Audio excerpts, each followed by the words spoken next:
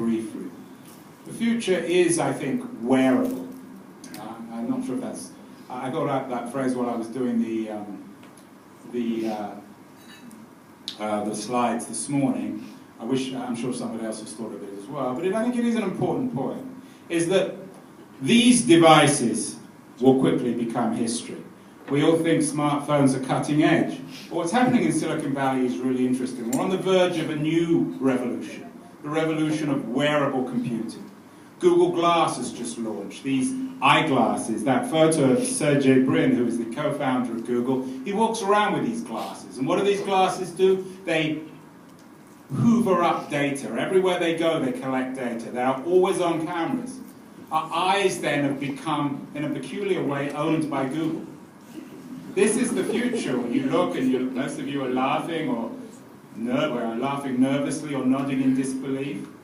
But this is the future. Google will launch a commercial version of this next year. They'll probably have an early price of about $99. And more people are attracted by this idea. Google are working on a personal wristwatch, an intelligent wristwatch.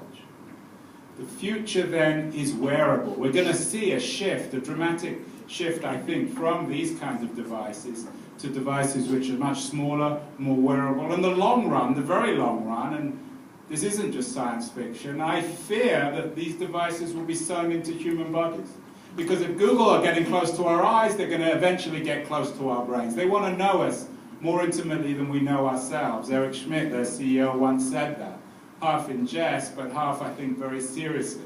So the long term isn't just science fiction, and this isn't just a science fictional projection. The long term is that computers will increasingly become part of us, and of course, the really interesting future is one in which it will be harder and harder to distinguish between human beings and robots. Now that's perhaps later in the 21st century, but it's not that much later. By the middle of the 21st century, artificial intelligence and human intelligence will be harder and harder to distinguish.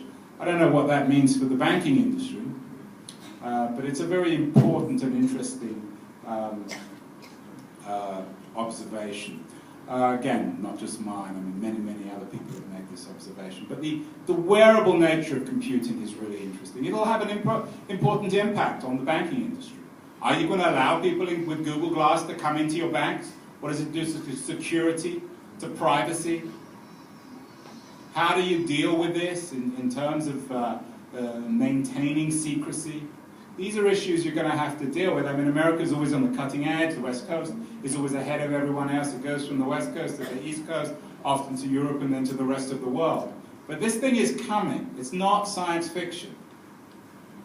Wearable computing in the next 5 years is going to be the biggest story.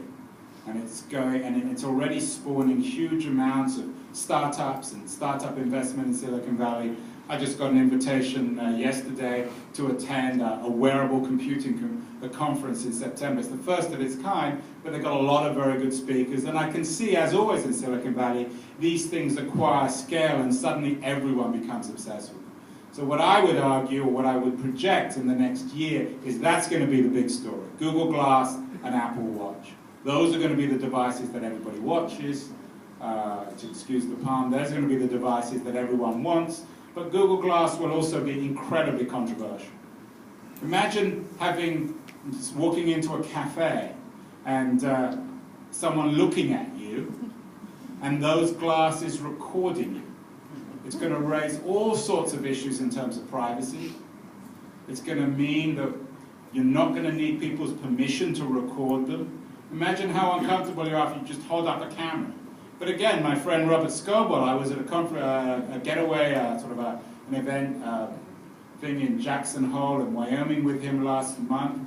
He spent the whole time with his Google Glass on. And at first it was awkward and obscene and people were embarrassed and told him to take them off. But after a while you get used to it. So what I fear is that we're going to get too used to things like Google Glass. And ultimately, one of the great debates and challenges for governments and perhaps corporations is when to say no. At what point do we fight back? At what point do we say no more Google Glass or Watch or no more of this or that? Do we allow these devices to be sewn into our clothing?